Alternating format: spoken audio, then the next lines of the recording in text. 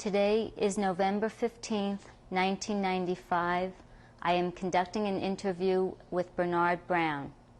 My name is Lenore Bienenfeld-Weinstein, Lenore-Bienenfeld-Weinstein.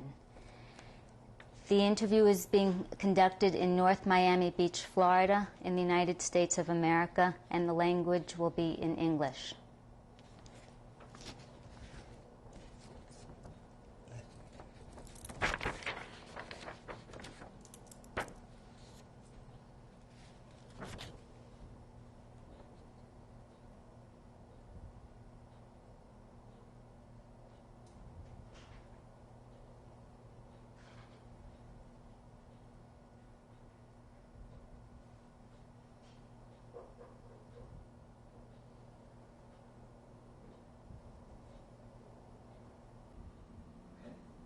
Whenever you're ready.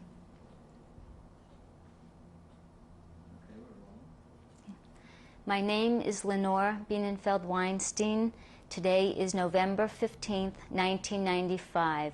I am conducting an interview with Bernard Brown in North Miami Beach, Florida. Can you please tell me your name? My name is Bernard Brown. Can you spell your name for me? Yes, it's B-E-R-N-A-R-D, and Brown is B-R-O-W-N. What was your given name at birth? At birth was the name Barry. Can you please spell that for us? B-E-R-I. And your last name? Brown, B-R-A-U-N. Okay. Did you have a Hebrew name? Yes, my Hebrew name was Dov. Okay. Dalet Vov Beis. When is your date of birth? My date of birth is December 5th, 1918. And how old are you today? Today I'm 76, till the 5th. Okay. Where were you born? I was born in Vishol de Sus. And what country is that? Then it was Romanian. And today? Today is also Romanian. Okay. What I would like to do is talk about what life was before the war. I'd like to know the names of your parents and your grandparents and your brothers and sisters. My father's name was Meir, and my mother's name was Deborah. My grandparents were, from the father's side, was Michuel, and Fral was the grandmother. From my mother's side was Moshe Stein, and the grandmother was Perl. Where were they from? They were all born, besides my grandmother, was born in Vishol de Sus. Is that the city that you grew up in? This is the city where I grew up in. Okay, why don't you tell me a little bit what life was like in the city when you were a child? When I was a child, the whole downtown was Jewish. All the stores, everything was in Jewish hands. And there were a lot of Jewish which were just plain laborers. They worked by the sawmills, and even the carriers who stood for the railroad and so, and the horse and buggies, everything was Jewish. And mostly it was a farmer town. The peasants lived out on the farm. They lived in the city, lived around 20,000 people. From them was around 7,000 were Jewish, and there were around 6,000 Germans. They call them Zipsters. And then they were Romanian. It was the country resident was there. The judges and the courts were there. And so all the people from the little towns used to come in there, and every Thursday was a big market there, so the peasants and everybody came in to bring in the fruit and the vegetables and the chickens. Besides this, there were every month was a big, which they bring the animal, so to say, a big market where they bring in animals. it was a very religious town. Almost most of the people kept Saturday, and on Friday afternoon, after they closed the stores, nobody could buy anything till Saturday night. All the stores were in Jewish hands. Were there synagogues in the town? There were different synagogues. There was the main synagogue, and then it was Abbas Hamedrash next to the main synagogue, and then there were different sects. There were Satmarer and Segeter and Vejenser and so on. But there was just one rabbi, the chief rabbi, and then there were Dayanim, so to say, judges and Jewish. But it was one community all. What was the name of the chief rabbi? The chief rabbi was Menachem Mendel Hager. He was the son of Reb Srul Hager, the Vejenser rabbi who lived in Groesverdown. And he had a yeshiva there, and there was a big Talmud Torah where the children went to learn. They started usually they started already, the boys used to take the cheder between 3 and 4 years. And they were, in the beginning they kept just a few hours, but then later on when we got 7, 8 years, we already used to go to cheder early in the morning, 6 o'clock. By 6, when I was 6 years old, I had to start public school. So, but this doesn't interfere much with the cheder, because even so, we went to school at 8 o'clock, but 6 o'clock in the morning, we were in cheder, and then we were there till around past 7. Then we went home to eat breakfast, and then we went to the school. It was a public school. Everybody had to go to public school. And then we went home to eat lunch. In the afternoon, again, we went to cheder till around 5, 6 o'clock. Then we went home to eat supper, and we went back to cheder till 9 o'clock. So the most of the day was in cheder or Jewish school, whatever you would call it. Until what age are you talking about? This was till I was bar mitzvah. Then I went to yeshiva, which was 13 years old. Then I went to yeshiva. First I went to yeshiva Tevisha Village. This was a town roughly around 30 kilometers from where we lived.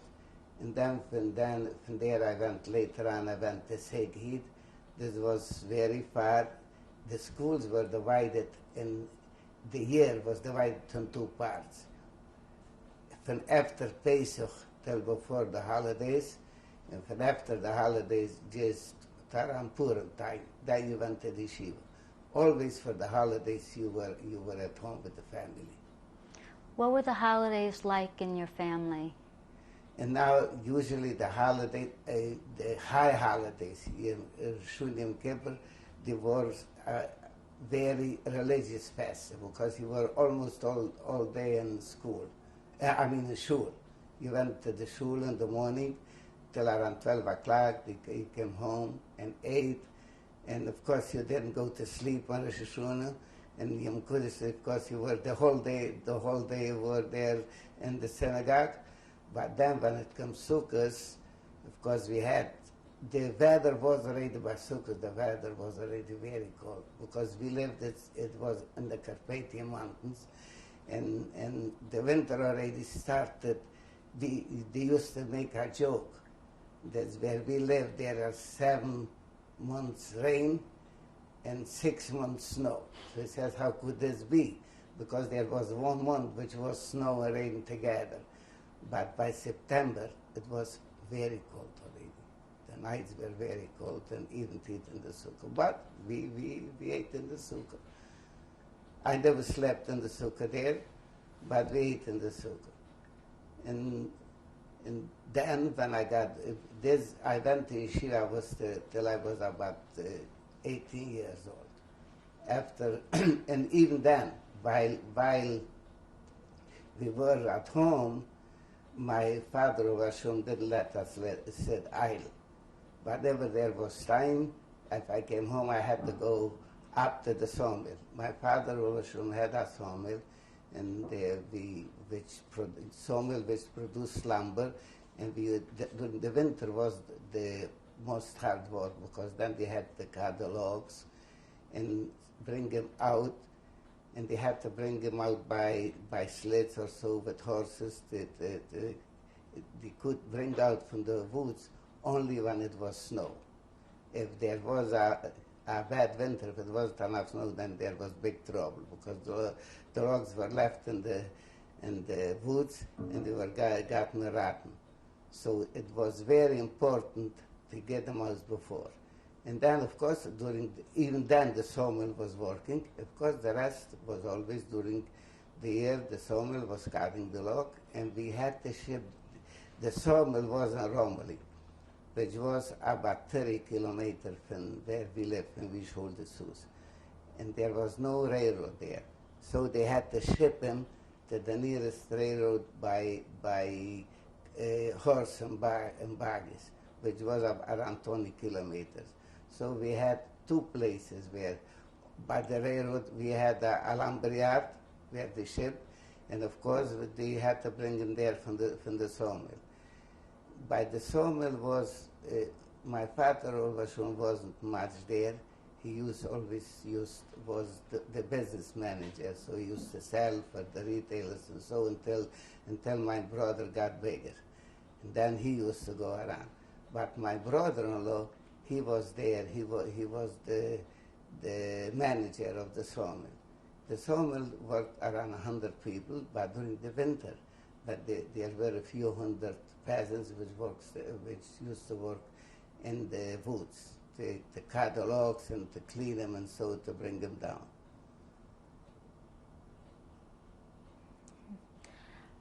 Why don't you tell me the names of your brothers and sisters?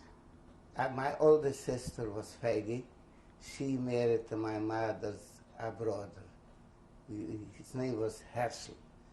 And then I had a brother, was Chaim Yitzchak, Isaac was his name. He got married from Solish, this was Czechoslovakia. His wife was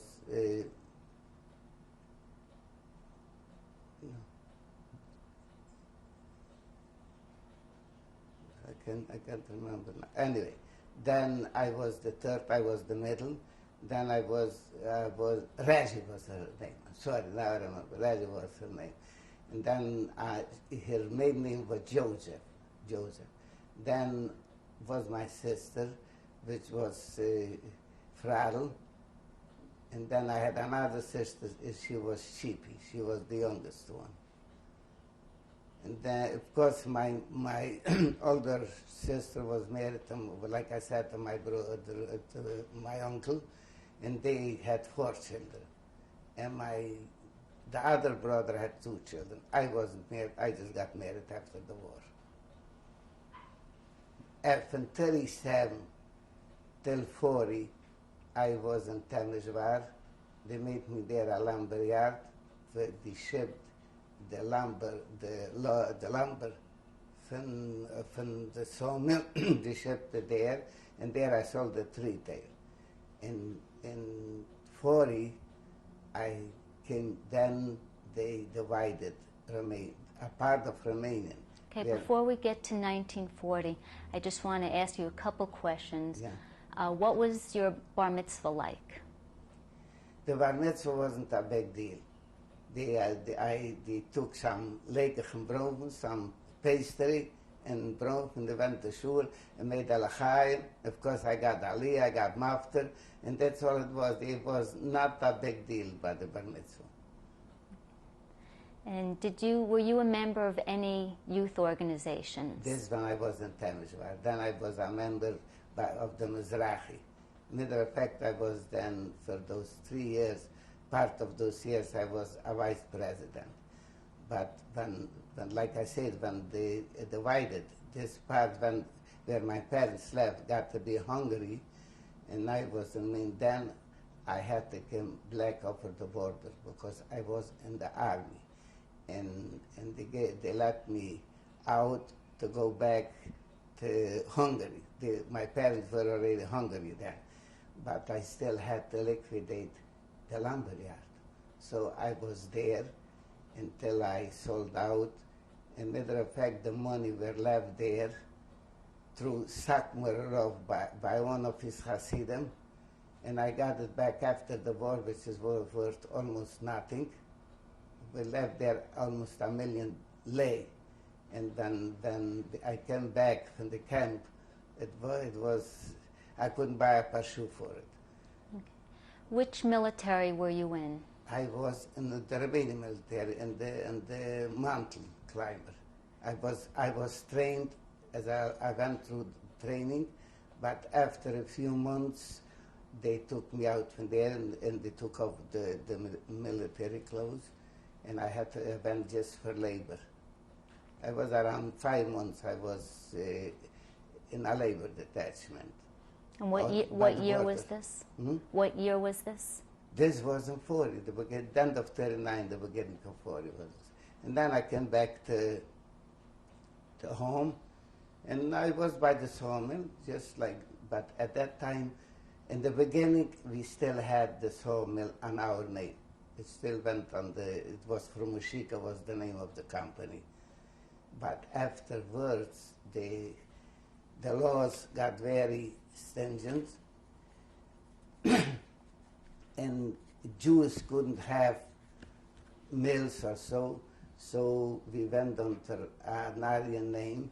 We were as workers, even so we conducted the whole business, but we were just as laborers. And we worked under this name till almost we got deported. Okay, but let's just go back a minute. I'd like to ask you about what your town was like in terms of relationships with the Gentiles. Were there any anti-Semitic acts? Yeah, there were a lot of anti-Semitic acts. Like I said, now we are speaking about two things. The sawmill was in Romoli, and where we lived was Vishol de Sus. And Vishol de Sus, like I said before, they were about a third of the population were Germans. And when it got to be in 42, 43, was very rough. The people, if the Jews got them with the train, those German youth they had to walk from the station home, and they used to beat them up. And I didn't have no beard. I looked like a German because I'm blonde.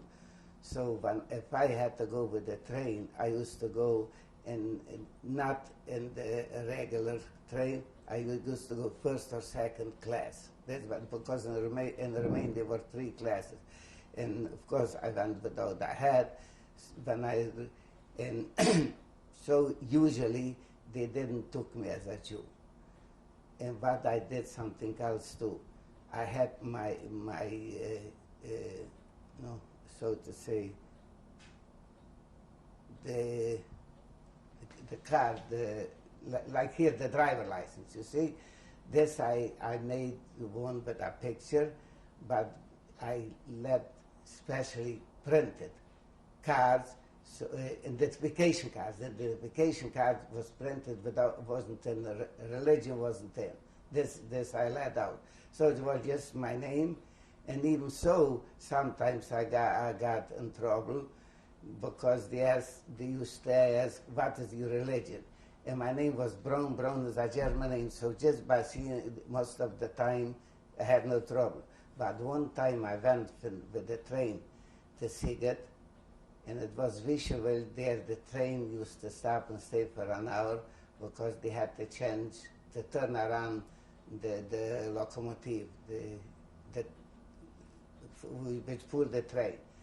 And I heard in the next compartment, because in the higher classes, in the first and the second class, there were compartments. I heard the Hungarian police ask him, but what is your religion? So I knew it's bad, so I went out through the other side, and I was waiting there till just before the train left. By then the police was already off, but my heart was beating till I got to Siget, because I was always afraid if somebody wouldn't come to say. They took the take of the people and beat them up, and there was just one train a day, so they had to be there overnight. It was a lot of trouble. It was very bad.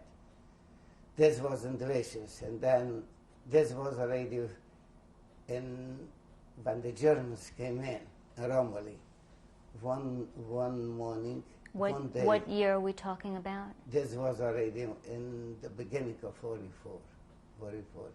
Okay. I had to go to Why don't we back up a little bit Okay. and talk about what happened in 1939 when war broke out between Germany and Poland? What was going on in your hometown? I wasn't home there, then I was in Thames, but this my wife will tell you because she was there. I was in Timisoara then. But there it happened like we were one city tal. We had a theater, we were in theater. And city tal, this was a Jewish theater. They threw in a bomb there. And You were there at the time? I was at the time, I was in the theater. They threw in a bomb, there were around 5 dead, and even I had a splinter in my finger. So I called up that evening, I came home, I called up home to tell them that I'm all right, but as soon as I just start saying, you heard what happened, I'm all right, they cut me off, there was no papers, nothing announced what happened, is they threw in a bomb. In general, it was you had to be lucky not to be beaten up or so. Were you ever beaten up? No. When they saw me, then they never thought that I was a Jew, because I'm blonde, I look like a German. So, but one morning we had in the shoulder suits, we had also a candle factory. This already was when I had the star. This was roughly in April. And I went April of which year? April 44. Okay. And I went to we sold the suits for some things. Our home was there, but at that time we all lived already just by the sawmill. And in the morning, early morning, I had to go to the station, to the autobus, to go back to Romilly, and I was carrying some candles. And I had my star on, and I was carrying the bags with the candles on my arm, so the star shouldn't be seen. And the police saw me. He asked me, "What's your name?" So I told them Brown Baylor.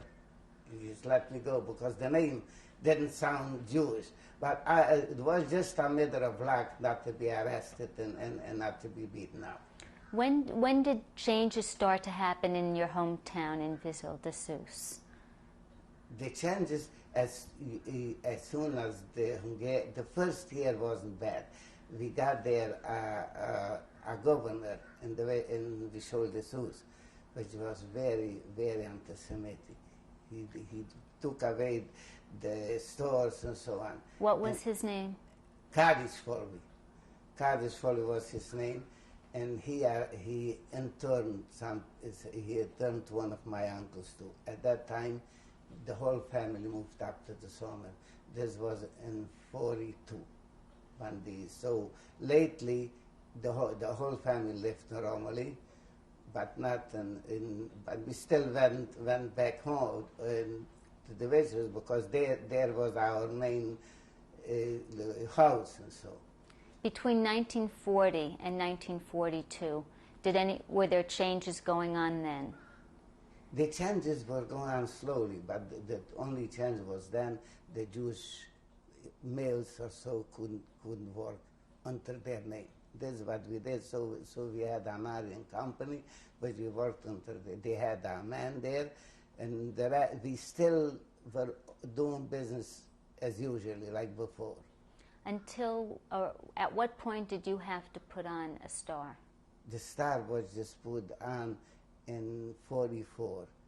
I think it was a March when we had. This went fast. The Germans came in and they started doing fast. When did the Germans come in?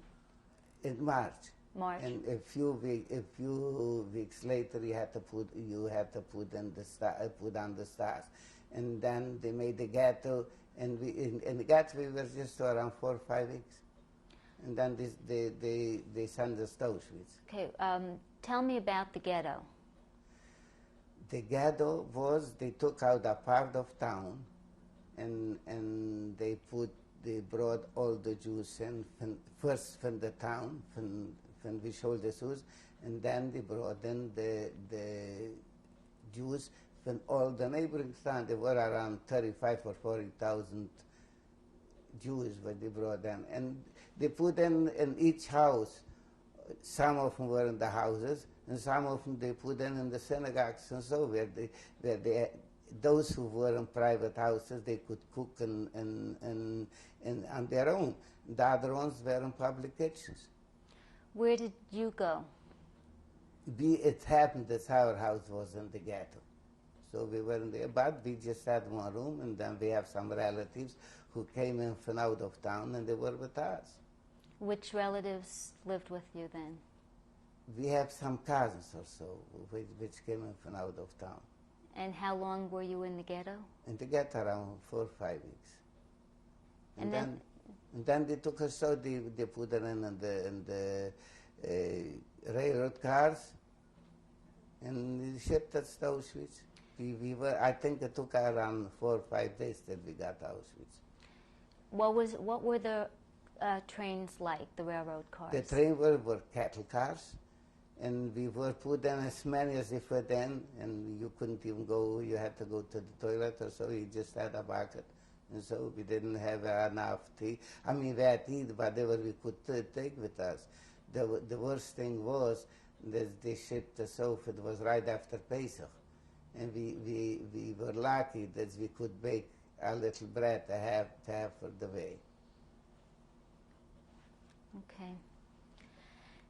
So you went by train from the ghetto to Auschwitz. Yeah.